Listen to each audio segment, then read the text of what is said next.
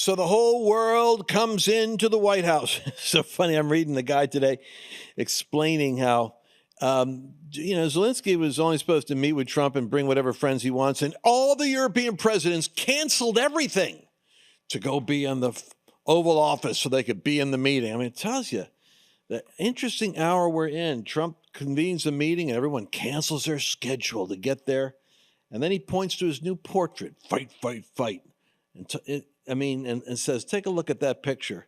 I got the story for you today, man. It's what's the inside story on what's happening with Zelensky and Putin. Going to give you a unique prophetic perspective, and it's I believe I'm accurate. You're going to love this one. So, by the way, while the instability is going on over there, and Trump's trying to heave in, he's trying to carve back get as much money into the United States as possible. He's got to get this Ukraine war behind us because it's bad for business. But we've got a $37 trillion debt that he is trying to stabilize by bringing in new investment. And he's hoping that this war is going to be good for business by ending it. And I want you guys to know that we have a commitment to this moment right now. Gold and silver, boom, is going up in the midst of global shaking. And this is during a good era with Trump. It's only going to spike in the future because nobody else knows where to put their money. But gold and silver is a perfect safe haven. Go to lancewallnau.com/gold to talk to one of our reps about the Birch Gold people. And if you're on Instagram or Facebook, just put the word Birch in the link. Bam. I'll hook you up with the people that I talk to about what me and Mrs. Wallnau have to do as we look for retirement in the future for our children. What's the stable word of the Lord there? The silver's mine, the gold is mine, says the Lord in the book of Haggai. And I still think there's stability in that prophecy. Welcome to today's episode. I'm so happy to be back. Did you know that I was on vacation for a few days?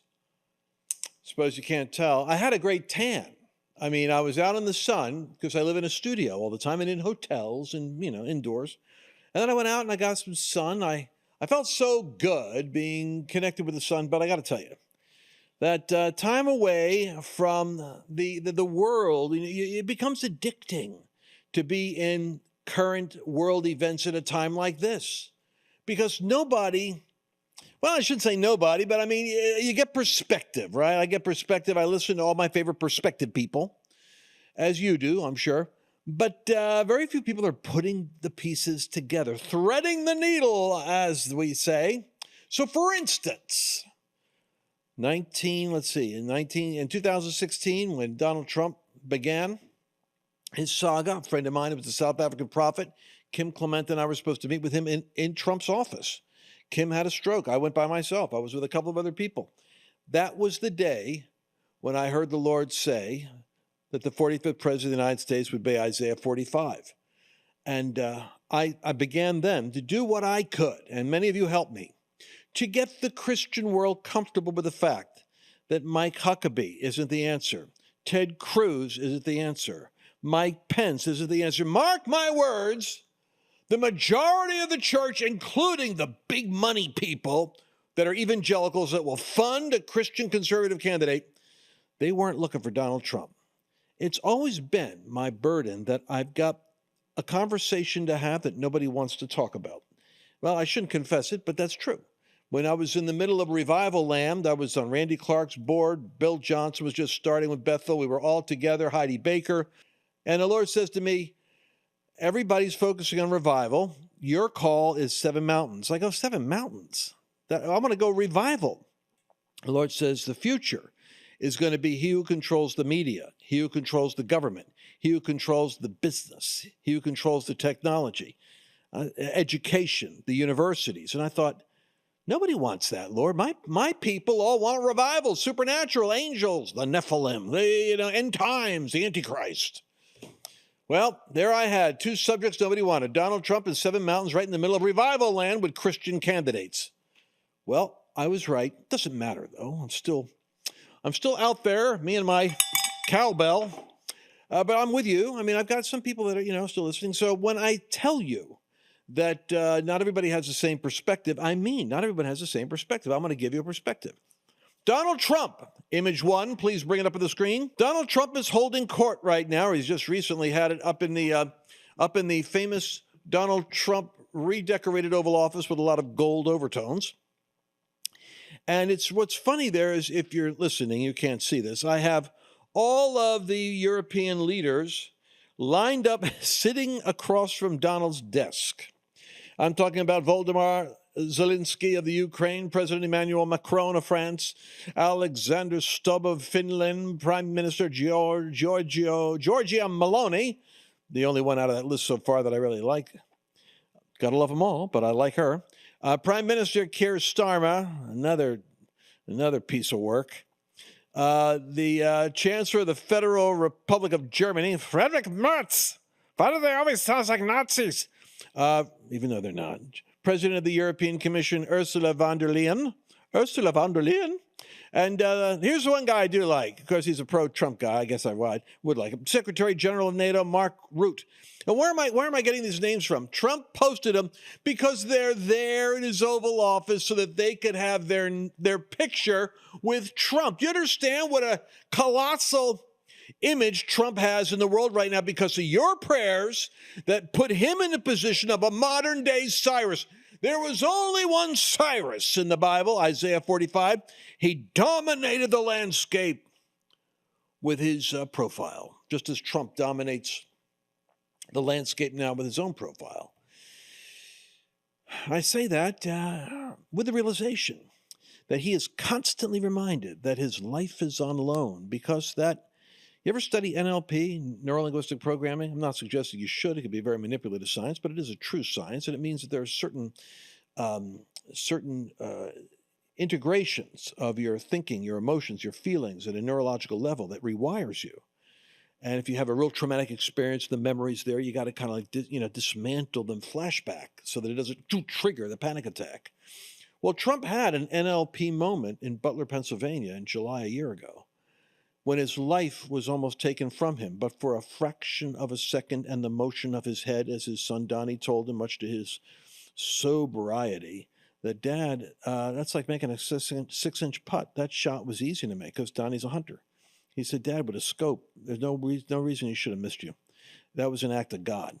And as the old man says, Donnie's not even a godly guy or a believer. And he said that was an act of God. So every now and then, Trump feels this throbbing in his ear. It's kind of like a phantom pain. It happens to him at least once a day. And it reminds him that he almost got killed and that God intervened to save his life, and that the job he's got is a dangerous job. He's got a higher risk of getting killed than a bullfighter in Madrid. So he's aware of that. So for a guy like Trump, it sobers him up. So what I'm saying is, in the ego of his stature, there's God's wired him with a boom, an adjustment.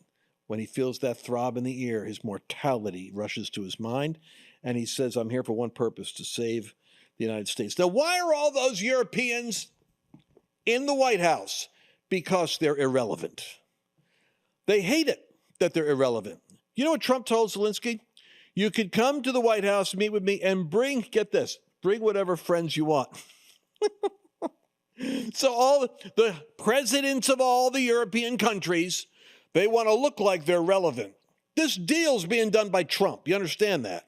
Trump, after 4 years when nothing got done, Donald Trump decided, I said I'm going to bring this thing to resolution. It's a little bit harder than any other deal I've done so far. You people are killing each other. You hate each other. But, folks, the man that brought Pakistan and India together, the guy that brought, Thailand and Cambodia together, the guy that could put Iran to bed when it was at war with Israel, and the Middle East was about to be a tinderbox, the Congo and Rwanda. The reason why he is up right now for, and I'm missing one, there's 5 areas of global conflict with Azerbaijan, that's right, and Armenia. Just came back to my baby boomer brain, Azerbaijan and Armenia. And so he negotiated peace. And the reason why he could do that is because he has such stature that these people don't consider it beneath them to come to the Oval Office to have a picture with Donald Trump and to have the world stage showing them as statesmen with Donald Trump. He has that kind of brand equity. Secondly, he's got the economic lever.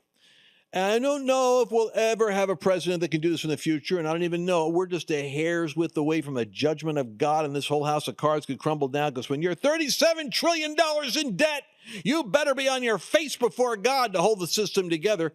But that's where America is, $37 trillion in debt. The only reason why we aren't swept away by the BRICS nations is they can't agree on what the alternate currency will be to the U.S. dollar. And here's the irony. They're all buying gold. You hear me talk about birch gold all the time. You hear Bannon talk about it. Everybody talks about it. And if you're doing that, unless you're on another channel and they got some other gold company. But the reason why everybody's going to gold is because everybody's worried about what's going to happen when the dollar gets unplugged and the United States is no longer the reserve currency. But they can't agree on what it is. But here's what one economist, a Milton Friedman trained economist, pulled me aside, named Mark Nuttall. I had him on the show sometime. Him and Milton were friends, and Mark's a bit of an economist himself. He said, well, Lance, you know what Milton would say? I always love to ask him, what would Milton Friedman say? He says to me, you know what Milton would say? How did they determine? Milton was brilliant. He was Jewish. He had kind of a smile and a rabbinic style, kind of like, imagine a charming Charlie Kirk debating economics. And he'd smile at you in his own kind of Chicago, award-winning professor style. And he'd say, and what exactly does China denominate the gold in? In what metric do they use in Russia or in China or in India, I might ask, when they're buying gold? How do they determine its value? It's in dollars. The point is, the dollar is such an ubiquitous metric that even when other currencies try to determine the value of gold, they come back to the dollar. Right now, the dollar's dominant. But, oh, dear me, allow me to give you my Pentecostal, charismatic, prophetic anxiety for a moment. The moment we turn our back on Israel, Huckabee knows it. The moment we screw up, and boy, J.D. Vance could do it in a heartbeat. Steve Bannon can't stand Israel. Netanyahu hates him, but those guys, they're my friends. I love them. They're like having, James and John, the sons of thunder over here with the apostolic team. But boy, are they off on this. Folks, the day that we decouple from that struggling little minority of a couple million people in the Middle East who have been gathered by God sovereignly back to their country, this entire book written by them and ending with their Jewish Messiah returning, it's the one thing America doesn't want to do is screw up with Israel. But I digress. Donald Trump is holding court because all the European leaders, half of them who are voting for the terrorist organization Hamas to have their own Palestinian state, talk about nut jobs. But Trump's got them in the Oval Office because they want to look relevant. They want to look like they're weighing in, like they're part of the negotiation. But I'm telling you right now, you know what they are? They're just looking for a photo op so that they don't look totally irrelevant. And if you want to see what irrelevant is, hey, show the picture real quick before we end this segment of Trump showing them his picture of him at Butler saying, fight, fight. Look at this. Donald Trump, they're all standing there, almost like they're in timeout, waiting for him to talk. And he points over at his own picture and says, it was a bad day. He's reminding them who he is, and that picture reminds him of his own mortality. So they're all there together, even though, like I said, nut job. President Emmanuel Macron and Prime Minister Keir Starmer. They're all like, and Germany. You know why they hate the Jews? Because they have so many Muslims. Oh, he said it. They've immigrated so many Muslims in. They're anti-Semitic as Western civilization. Just the facts, people. All right, we'll be right back. I wrote a book and I talked about Haggai, the prophet, talking about God is going to shake all the nations, including economic systems. And then just recently I got challenged by a verse. It says, the silver is mine and the gold is mine. And I began to think, you know what? I'd hate to find out there was a promise and a warning here on silver and gold, and I never even thought about it. And that's the reason why I want you guys to do something right now. You want to get a 20-page special report on silver and gold. Go to lancewallnau.com/Birch, because Birch Gold is one organization that is being used by a lot of very credible people right now in order to position themselves with silver and with gold. You need to now start to look into this and learn what it is that maybe God was trying to say, that the silver is mine and the gold is mine. Go to lancewallnau.com/Birch and find out for yourself. We have, for this moment, I was able to get a hold of. My office told me that Philip Patrick is available for a quick call, so I got a call in. I caught him. Philip, please come. Thank you, brother. All right, so I got a question for you. I'm looking at some data, and it's talking about the tariff impact on China, and I'm interested in the economic global situation, obviously. And I don't understand something. China says it has 5% growth this year in GDP or in its exports, or 5% GDP is what I saw. How reliable is China data when China is operating in its own strange world behind curtains of its own making? We can't validate. How do you take that? Do you think Trump takes seriously China's doing 5%, or do you think he's saying it's more like around 2 or contracted or whatever?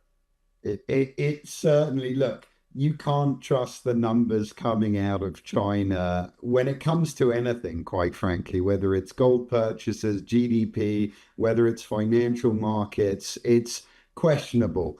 5% in this climate, given the issues they're having domestically with real estate and everything else, it sounds like a pipe dream to me.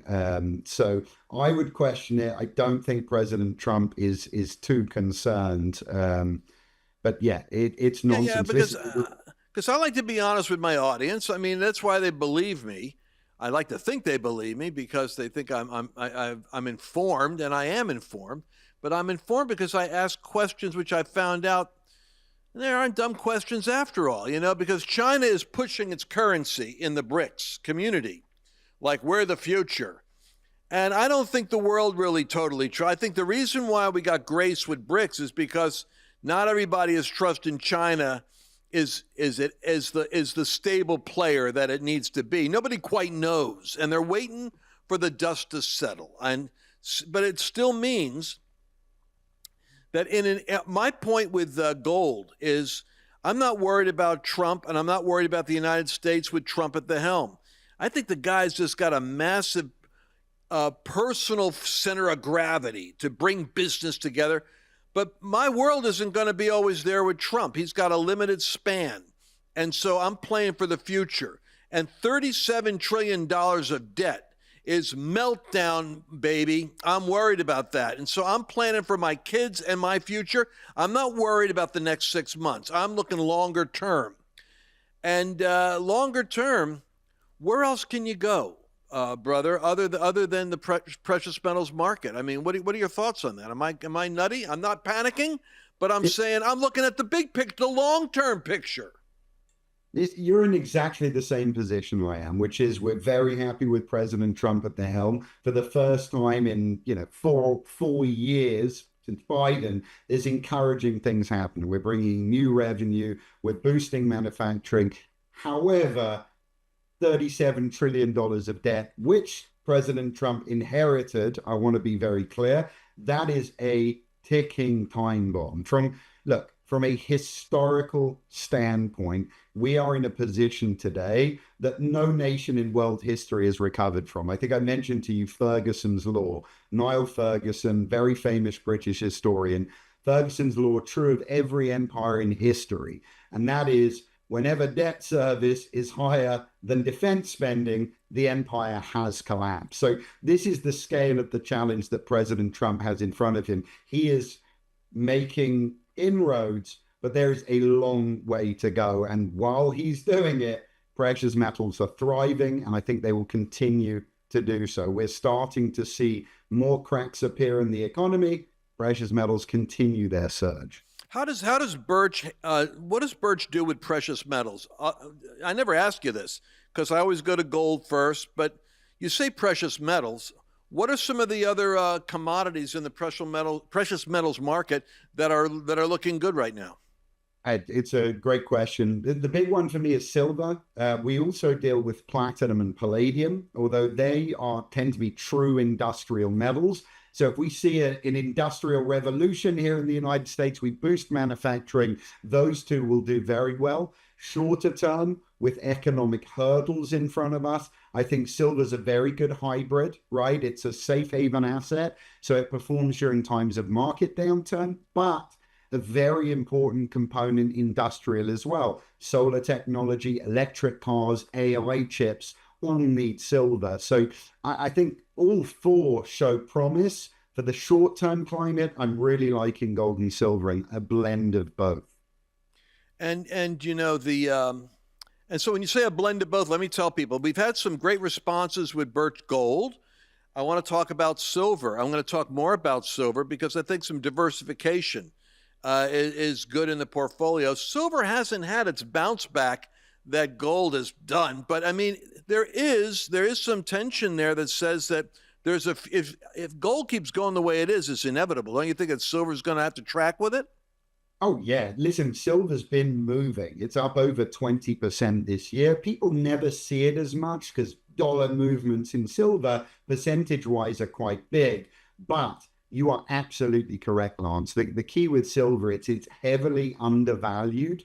Post 71, gold and silver usually trade at a 40-to-1 ratio, gold being 40 times silver's price, over 80-to-1 today. Couple or factor in rising industrial demand along with a shrinking supply, it bodes incredibly well for longer term growth.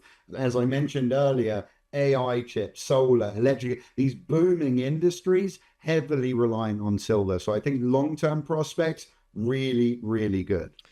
Tell me real quick, and I know you got to bounce. What happened in 2008 for my audience that could possibly happen again? Just give me the scenario that, just because I was there in 2008, and it's a little bit of my, I always have this traumatic recall that it could happen again. So help my audience know what happened. But there's a lot of parallels, right, between the position we were in then and the position we are in today, right? Back then we had 3 years of low interest rates, which created a speculative bubble in housing. Then rates rose to 4.5%, triggering those mortgage defaults, which led to bank failures and ultimately the collapse. Today, we've had near zero interest rates for 14 years. That's a 5,000-year low in terms of interest rates, which has fueled a massive debt growth across almost every sector. Back then, we had $9 trillion of debt. Today, we have $37 trillion of debt, over 4 times. Back then, corporations had borrowed $4 trillion. Today, it's over $20 trillion, right? We had a crisis back then that was triggered by $750 billion of subprime mortgages. Today, across all sectors, debt is exceeding $105 trillion. Right? I could keep going. Credit card debt back then was $500 billion, over $1.2 trillion. So what we're seeing now is a very similar situation, just on steroids from a debt standpoint. And it isn't going away. Back then it was more focused. Here it's across every area: government debt, corporate debt, individual debt, banks. So there are a lot of problems on the horizon. We're in a climate where we can only function with very, very low interest rates. Now interest rates are basically average, and we're starting to see the cracks appear. Look, I'm very happy with President Trump at the helm, but he can do what he can do. And I think he's making all the right decisions, but I think we still have some tough times to weather. And I think these numbers show us that. And everyone's going to go jump to that conclusion right about when Trump's term of office is ending and the country is in its fragile chaos of another election cycle and all kinds of world events are going on. That, by the way, is the time when you're going to see gold surge again, because uncertainty. If it's happening now with Trump, imagine what it's going to be like as he's fading in, riding off into the sunset. Because he alone, even the guys who were doomsayers about, and I was listening to him about the national debt, and I agree, the national debt is a crisis, but nobody but a Trumpian personality in history can go off to the Middle East, bring peace and $2 or $3 trillion of investment. Everywhere he goes, He draws investment. It's almost like if you're going to visit him, you got to come with a $500 billion investment like Tim Cook, and then you're off the hot seat there with your manufacturing in India. We don't have presidents like this who understand you better invest in my company, my country. It's like his business. And then you and I are going to be friends. I couldn't agree more. In terms of foreign policy, there is nobody like President Trump. In his first time, he should have got a Nobel Peace Prize. He almost got the Abraham Accords done. I mean, nobody else could have done that. In terms of attracting investment, there is nobody like him. I agree vehemently. I have to say one thing, though. This transcends what we're seeing now with metals. It transcends politics. Listen, gold wasn't a grower last century. This century, it has doubled every major financial market in terms of growth. Even in Trump's first term, 2016 to 2020, gold went up 50%. It matched the growth of the Dow over that 4-year period. That was a period of economic boom. That was when debt was lower, the economy was booming, the markets were strong. He's got a much tougher environment in front of him today. There is nothing that suggests gold doesn't thrive under Trump. We've almost done what it did in 4 years in the first 8 months of Trump's presidency, and we expect it to continue. This is beyond politics. This is a debt and a deficit issue. And until those go away, gold is going to continue to grow. It's going to go. And I want you guys to put the word gold into your comments on Facebook and Instagram if you're watching this on Facebook and Instagram. Other than that, go to lancewallnau.com/gold. And I'll set you up with your own consulting appointment. You could talk to these guys. You can have the conversation I'm having right now and find out what you can do, because Mrs. Wallnau and I are about to make another retirement decision, and we're actually going to be looking at gold and silver with our resources for the future, because I think it's the smart thing to do. The prophet Haggai said, during the time when all things could shake, in Haggai chapter, only 2 chapters in the book, the silver's mine and the gold is mine, the Lord said. And when I read that, I thought it's so interesting. The Lord is the God that controls global currencies, and he prophesies shaking of global economics. And there's a wink in there that says, man, if the silver and gold was in the commentary of the prophets 800 years before Christ, can you imagine how profound it is that in this year, 2025, the silver and the gold is still an inspired insight for God's people. So, lancewallnau.com/gold. Go there. And, brother, enjoy the rest of your day. Thanks for being with us. We always appreciate it. Thank you. God bless. Did you enjoy this latest episode? Please remember to share it with your friends, because the more knowledge you have, the better equipped you are to navigate the world.